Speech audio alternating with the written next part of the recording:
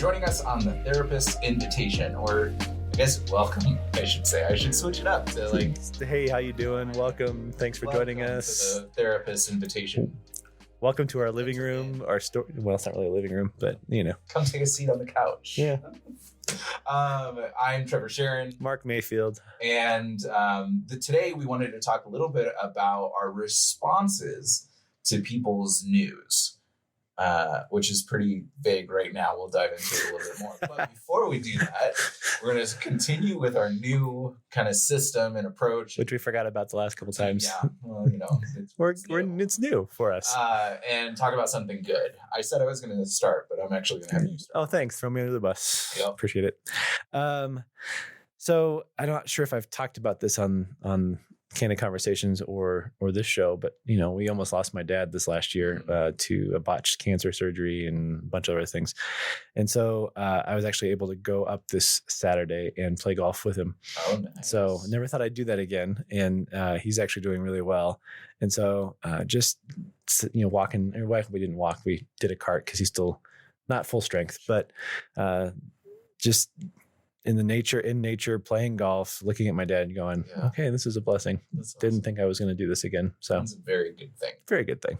I'm going to switch mine to be more family oriented too, to align with yours. I love the mental switch there. Yeah, that was good. My daughter turns, I think we decided 11 weeks today or something. So everybody that's listening, Trevor actually looks pretty good for being a dad of a 11-week-old. Yeah. It helps because the good thing is that she is good. She's super wonderful, very sweet, very intelligent, very brave, and very communicative in a positive way where she lets us know what she needs, and once the needs satisfied, she's happy. So she's talking now at 11 weeks? Well, I mean, I'm a therapist, so nonverbals are pretty easy for me. Nice. But it has been fun to kind of like I'll hold up like two different sleepers for her, and based on her reaction to one and not the other, let her choose it. And, before you roll your eyes, listeners, this is the life of a therapist and their family, and you know, we have a special counseling fund set aside for our kids. You know, when they get to be old enough to go, you know, Dad, seriously, like. Yep. Yep. What are you doing? It's true. And like people laugh, but I've really enjoyed it. Oh, it's fun. Right now, she's not in a place where the relationship has any amount of reciprocity. She's not responding to me because all that she has really right now is reflex. There's a little bit starting where that she can respond to me, or I can do something and she'll respond to that, which has been really fun. But this is kind of my own way to do that. I love it. That's great. But to tie in, as I'm trying to keep doing, to responding to other people's news. There's you've heard my rant on this before. That's a good way of putting it. That's a good way of putting it. So often in our lives, we tell somebody or see this happen. I have an 11-week-old at home. Oh, you must not be getting any sleep. That sounds awful. I'm sure you're just miserable all the time. Wow, what a lot of assumptions. Right. Or I just got engaged. Marriage sucks. That first year is the worst. But it does. No, I'm just kidding. Or like, I just quit my job in the middle of a pandemic. Oh, are you an idiot? Like, are you going to be able to survive? Do you have money? You're trying to start your own thing? Why? Like, I think that's the common response that we see in the world to people's news. And I think there's something overwhelmingly inappropriate about it. You think? I do. Yeah. I do. Tell me more. No, I'm just kidding. I agree. It's interesting, but it's our, for some reason, my question for you is, why is it our knee-jerk reaction to want to do that? Yeah. Because I think you and I have that, you know, and a lot of us have that awareness going, okay, I have my opinions. I need to bite my tongue and just listen or ask questions. Why do you feel like it's a knee-jerk reaction for many to want to give advice or have an opinion? Yeah. I think in some ways it's easier. It's easier for me to tell you that, you know, starting a new job or maybe the baby is a better example. Having a new baby means that you're not going to get any sleep, because then I don't have to interact with much else. I just get to whine which a lot of us are pre-wired. We've wired our brains with our neuroplasticity and all of that to be more negative minded. I think some of it also is internal security. If I feel really insecure about my finances or my financial security or my relationship security or my safety in whatever, my knee-jerk reaction is always going to be informed by that. And so if I see something unsafe, I want to throw up every flag that comes up in my mind if it was me. And I think, to give the benefit of the doubt to some people, I think some of this comes out of a caring place. If I want to care for you, I want to make sure things are okay with you. It's a pretty interesting way of showing it. But yes, I can see wanting to assume the best of people. Okay, that makes sense. And I think one of the things that I've experienced in my life is I don't tend to share new things with people anymore. And why is that? Because of that very thing, because of their response. Like, I have chosen this lifestyle. I have chosen to run an organization. I have chosen to be a professor. I've chosen to be an author. I've chosen all these things. And it's something that my wife and I have sat down and prayed through and talked through, and it's our decision. And so when something new comes up, I am very hesitant to share with family or with friends. Because of that very response. Well, you're so busy. When do you have time for this? Or like your definition of busy. I have dinner with my family every night at 6:00. I get up in the morning and make breakfast for them. We have weekends, and it's my decision if I get up at 4:00 to start work. Yeah, like those kind of things, right? So I get where you're coming from with that. It's almost a facade, though. I think, people step into that because, like you said, they're uncomfortable, they're insecure, they're afraid maybe of, I think it's the insecurity, right? Totally. Do you think a lot of people do that, speak to that because it's a way for them to feel better about themselves? I think that, but I also think there's another side too, where we don't understand our role in the relationship. Speak more to that. So I had coffee with a friend, and he was telling me about some changes in his life, some things that he's planning on doing. I don't know him super well. Okay. We're not close friends. We don't talk about deep issues. It's more of a casual relationship. Okay, gotcha. And so my role in the relationship is not to give him guidance or advice or warnings about things. It's to say like, oh, that's really cool. Like, tell me more. I'm interested. Because I have to believe that if he wanted me to play that role in his life, he would invite me into it. And the fact that he's not, hopefully he has other people in his life, like his parents or his best friend or his spouse, that is able to speak these other perspectives into his life. And that if he wants my perspective on that, he will ask for it. What do you think about this? Right. Do you think this is a good idea? Do you think this is a bad idea? But I think there's this natural tendency in us to maybe think more highly of ourselves in relationships than we ought to. And I think for therapists, it would be really easy for us to say, oh, well, this is my field. Like, I can always dive into somebody else's stuff. What, you always have an opinion? Yeah, exactly. Mine's just informed and educated. So you ought to listen to mine. I think that's kind of don't turn off the radio, people, or stop the podcast. No, but I think that's the trap we fall into for sure. I think it's a trap a lot of people fall into. I can remember times in my life where I've brought in.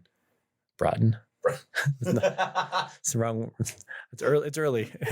Haven't had my coffee yet. I have brought ideas. I'm a dreamer. Yeah. Right. Oh yeah. And I think to be an entrepreneur, you have to be a dreamer, risk taker. And I had a little bit crazy, a lot crazy. I had a lot of ideas that I brought to people in my life that were just squashed, and that I never pursued beyond that point because I think part of me though was looking for approval, which is the wrong motive to come into a conversation like that too. But instead of somebody saying, okay, like, why is that important to you? Or, okay, have you thought about the pros and cons?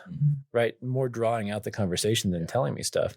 And I think if that would have happened, I wonder what the trajectory of life would have been. But I think that also in me realizing that I don't need people's approval to make decisions. That's between me and God and my wife and, people who have that role, right? And not so much I need to go and find 5 people that are going to affirm me before I make the decision. Like, I don't know if you've experienced that before, but that was like my late teens and early 20s. Right. And I think that's developmentally appropriate as well. Mm-hmm. I think the hard part is we hear so often these tech moguls or these business moguls, and their story is everybody told me that I was an awful idea, and now look at me. Yeah, now I'm Jeff Bezos or I'm, whatever. And I wonder, kind of like what you were wondering, what the world would look like if the natural reaction of people was not to nay the things we bring up. Nay. Yeah, I was naysay. Nay.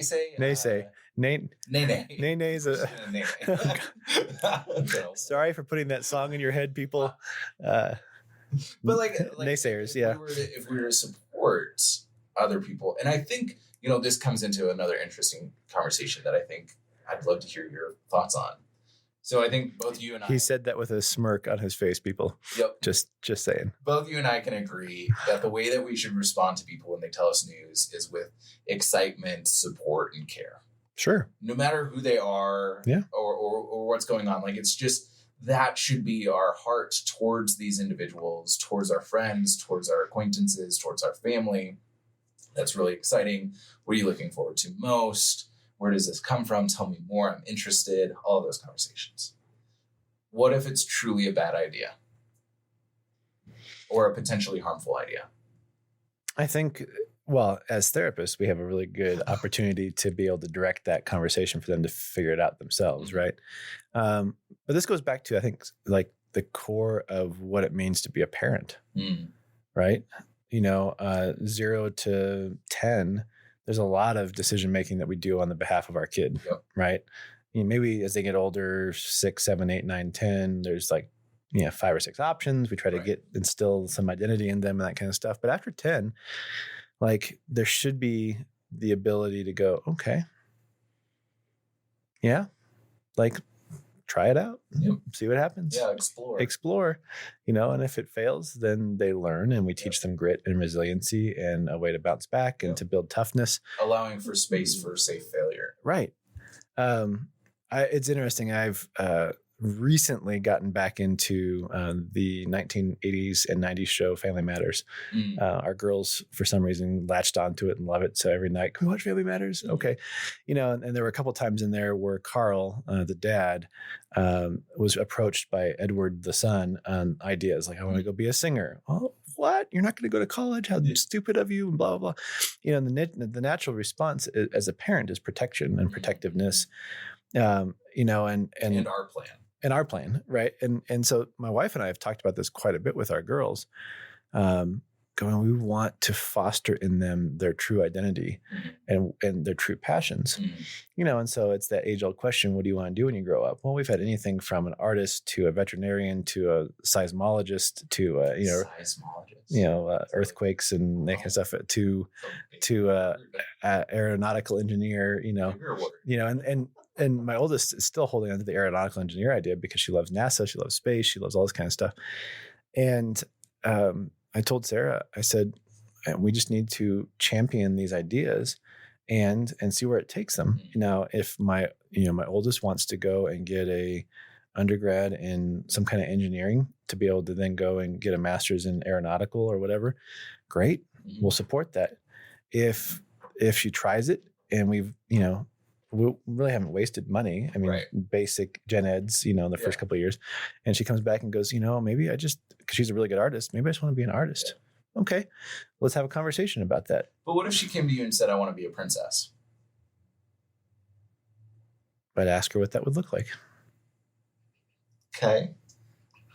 I don't know if I could put myself in your daughter's shoes to answer that question.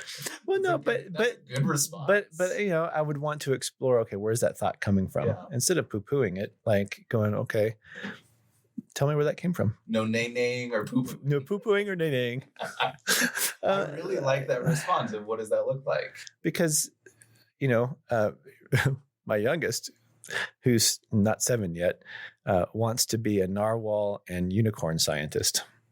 That is a great, and I love it. I'm like, okay, so tell me what that looks like, and we've tried to put language to it. Maybe you can be a mythologist, or okay.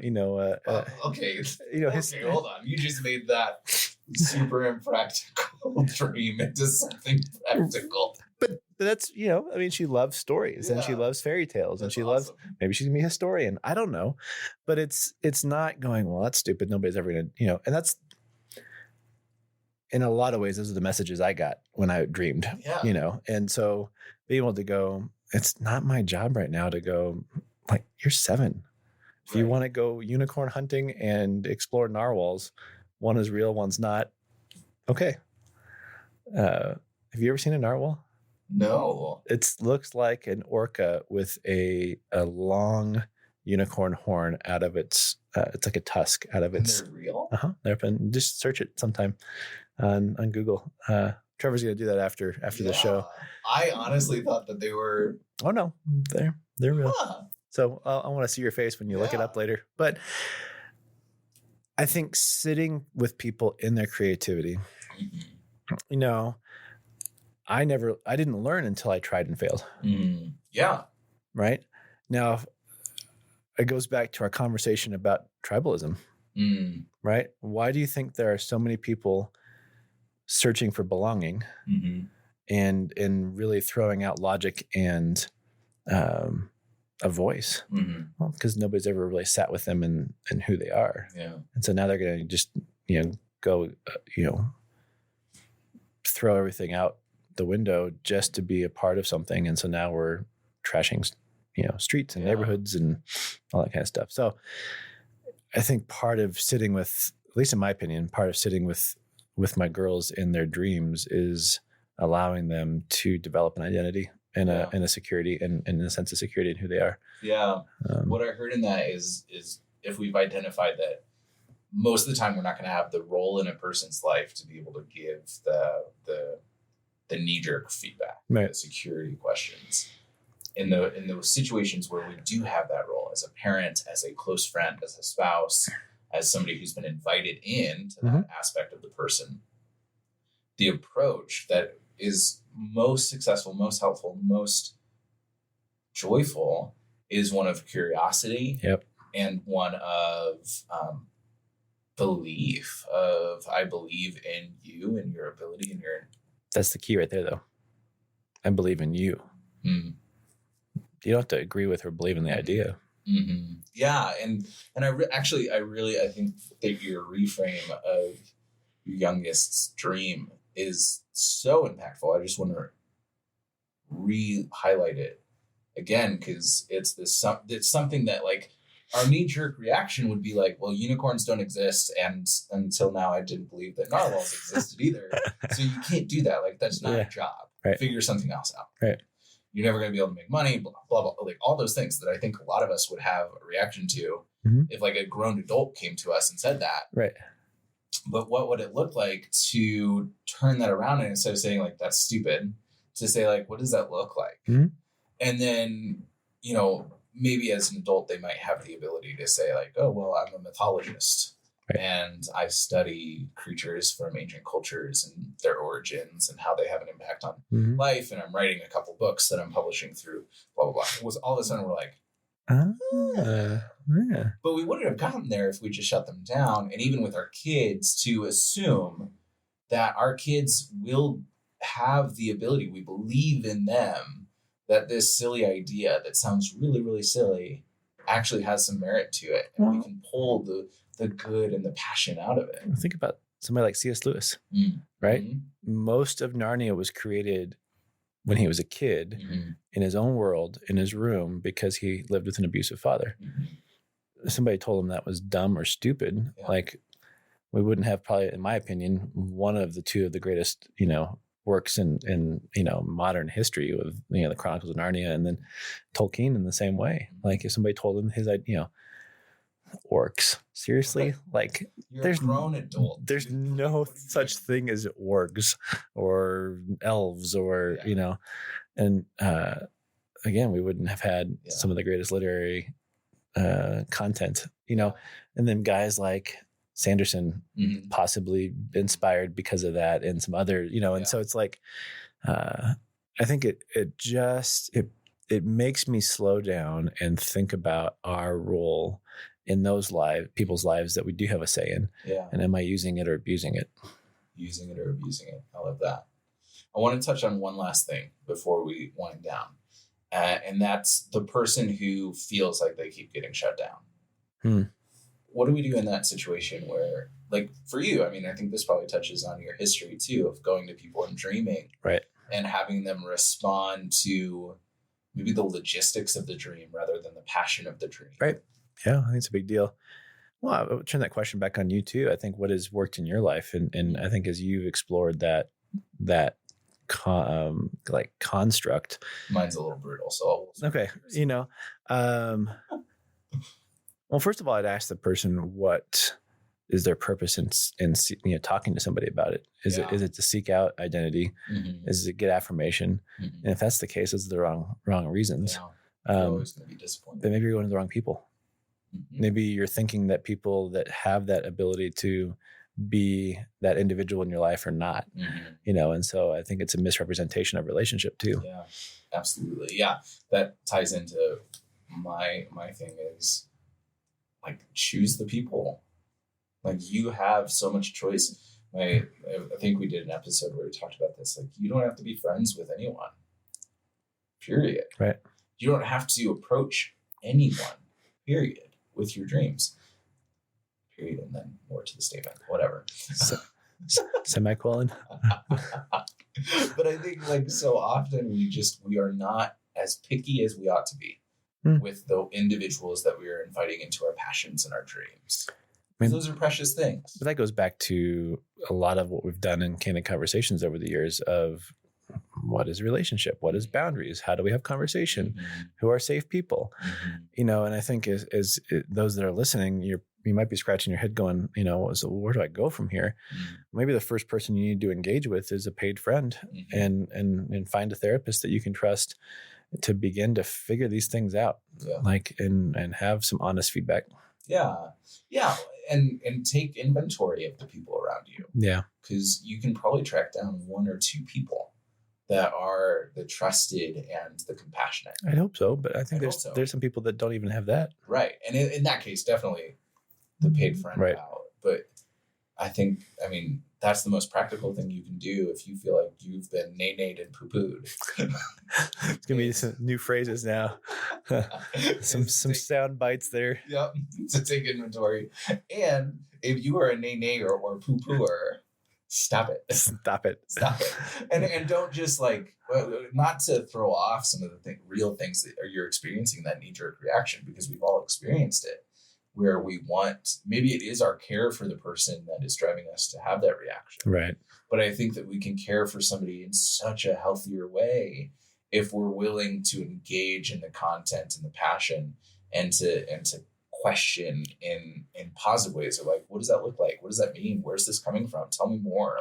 Why are you passionate about this? Maybe notice the things that they're doing. If they're really animated as they're telling you that, say it. Right. You seem really animated. This is really exciting to you. What's most exciting? Yeah. And if in doubt, here's a phrase for you. Real simple. That's really exciting. What are you looking forward to most? Use that whenever you feel like you're going to respond with a knee jerk, just respond with that. Bite your tongue first and then say that. Yep. That's good. I like this topic. I think it opens up a lot more conversation and self-awareness.